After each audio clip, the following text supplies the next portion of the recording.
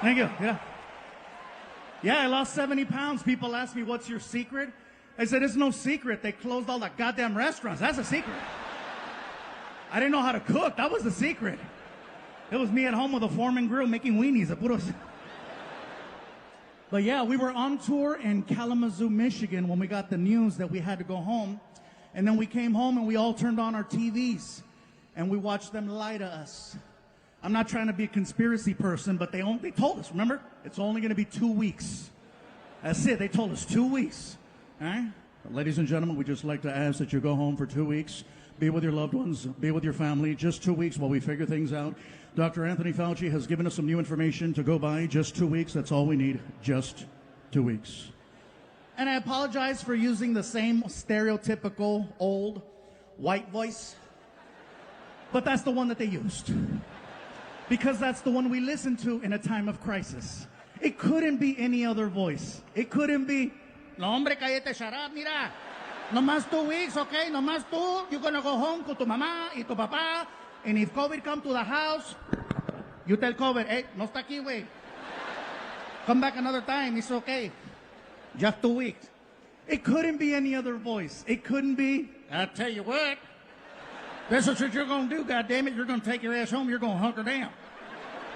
You're gonna hunker down, and if COVID shows up at your front door, get her done right there to the face. Okay, that's what you're gonna do. Just 2 weeks. It couldn't be any other voice. It couldn't be, all right, listen up. Okay, this is what's gonna happen. You're gonna go home, you're gonna be with your family and them, right? And if, oh, you don't wanna laugh at the black voice, huh? Whatever, that's your guilt, not my guilt. I'm fine. I'm fine. But yeah, just 2 weeks. That's what they told us. 2 weeks. And 2 weeks turned into 2 months, turned into half a year, turned into a year plus. And little by little, they told us who was most at risk for COVID-19. Come to find out, is people over 45. Okay? People who are overweight. Here we go. Diabetics, no chingas. Really? Most at risk, Latinos and African Americans. Bye, Felicia. I come to find out I was 85% of the underlying conditions.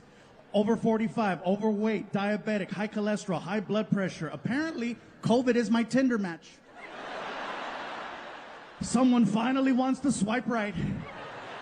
And her name is Corona. Yeah. The mask thing is still a thing. Some are for it, some are not. Some, some places it's required, some places it's optional. Biggest complaint I have heard about the mask is that the mask smells funny. And I'm here to tell you, no, it doesn't. You do. You are smelling what everyone has been telling you all these years.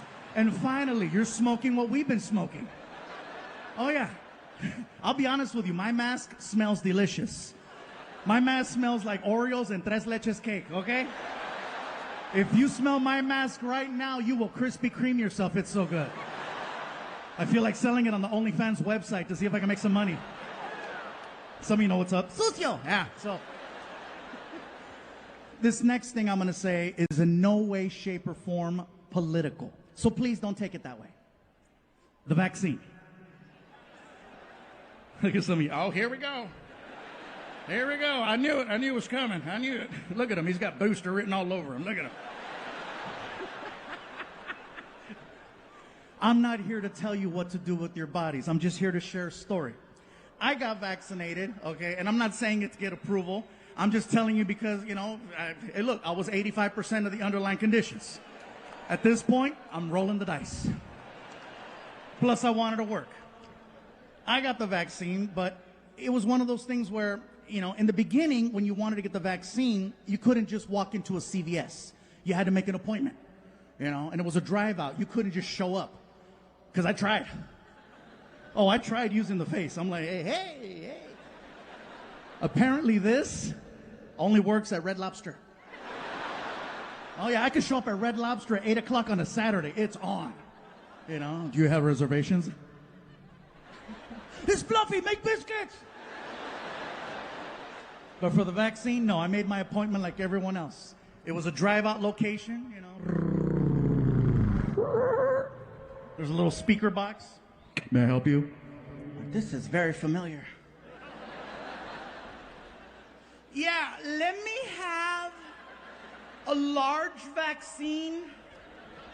Pfizer, Moderna. I got a coupon, whatever's free. Pull up to the window. And then I pull up to the next window. And then a guy who's all covered up, he's got the whole, you know. Then you give them your arm, and then they harpoon you, and they make you park your car for 10 to 15 minutes in case you have an allergic reaction. So I'm sitting in the car, and I got the radio going and the AC going, and I glance over, and I notice that there's people there protesting. And that's fine. Protesting is a right, and I'm all for it, okay? My problem is when protesters leave the sidewalk and get right in your face. So here's what happened. I glance over, I see the protesters, and I locked eyes with one of them.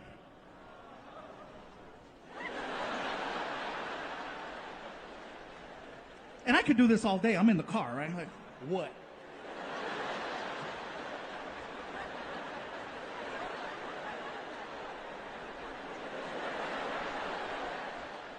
The lady who I'm looking at all of a sudden starts walking towards me, and I'm like, ah, shit.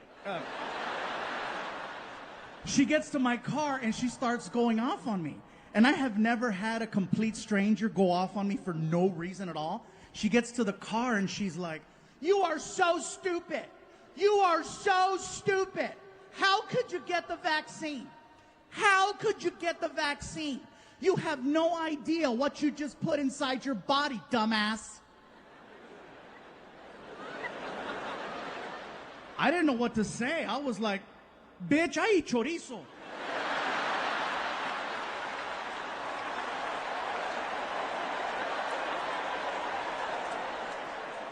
You have no idea what that vaccine has to work through in order to have any type of effect whatsoever. It's got to go through years worth of chorizo, chicharrón, carnitas, carne asada, freaking hot dogs, bologna, spam, menudo, caldo de res. Oh. It's got to go through the gauntlet. But yeah, so on top of that, you know, we're trying to figure out this whole thing with Netflix and doing a new special. And during the pandemic, you know, 2020 especially, it was not even a possibility of assembling a few people, much less a stadium. So Netflix made it clear, we need a new special sooner than later, okay? This was right before they didn't have Squid Games yet. You remember?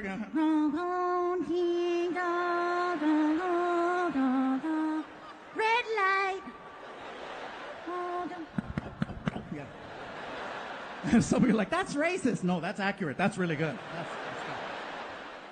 So anyway, Netflix said as soon as there's an opportunity to record a new special, we need a special. So with time going by, there became two options for recording a special in late 2020. One was Florida, the other was Texas. Some people from Texas cheering? Yeah? Okay.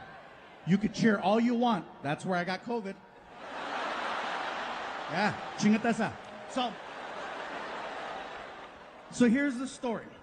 So I had done shows before, you know, in Texas, and I had never done a show in San Antonio. So the original plan was we wanted to record a special in San Antonio for the new Netflix show, you know, for the series. So we couldn't really travel too much. And remember, they kept telling us, stay in your bubble, stay in your COVID bubble. Don't forget to stay in your bubble. So in order to be as proactive and just careful, we all went out there together as a team, okay? And then we all basically said, we're going to do a residency in San Antonio for 30 days. 30 shows and 30 days. And on the last day, we'll record a new special.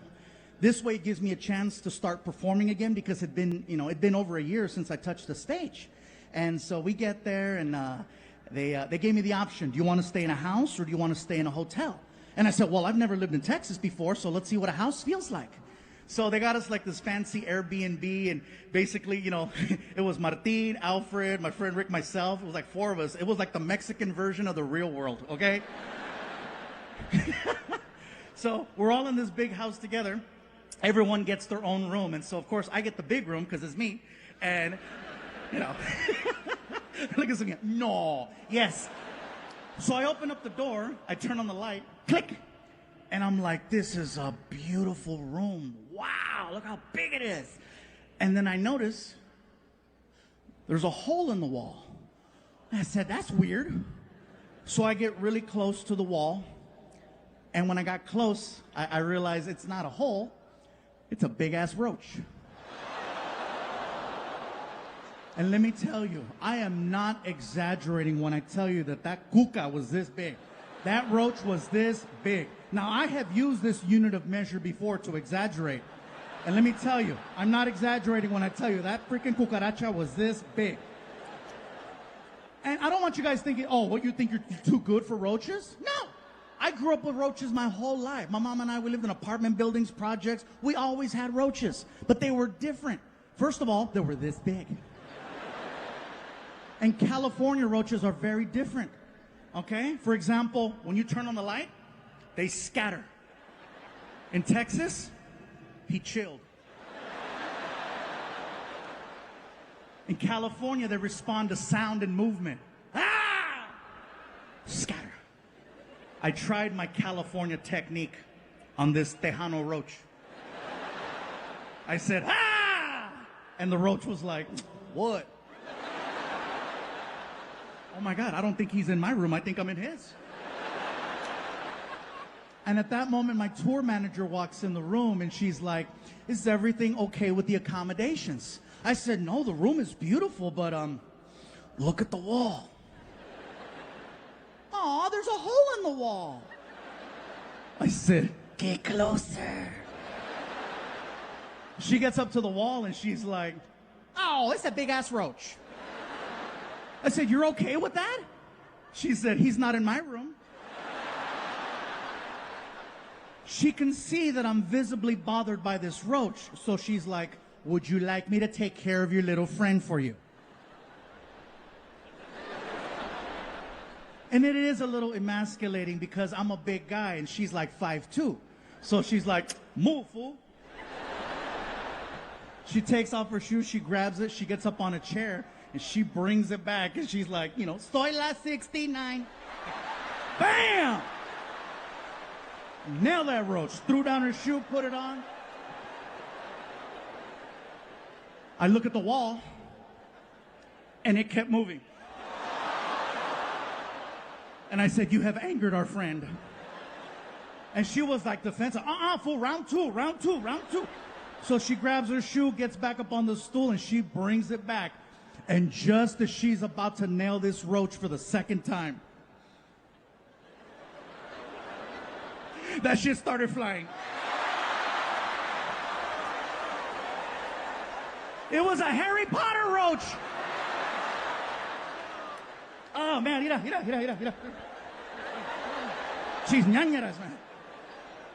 So anyway, we were there for 27 days.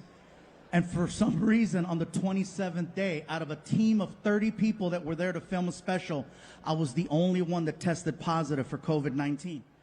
No one else got it. Not Martin, not Alfred, nobody. And I told Martin, dude, I don't know where I got it. And he said, I think you got it from the roach.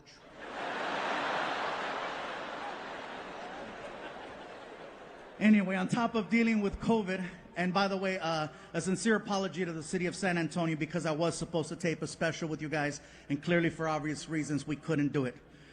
But I hope you understand why I had to do this tonight.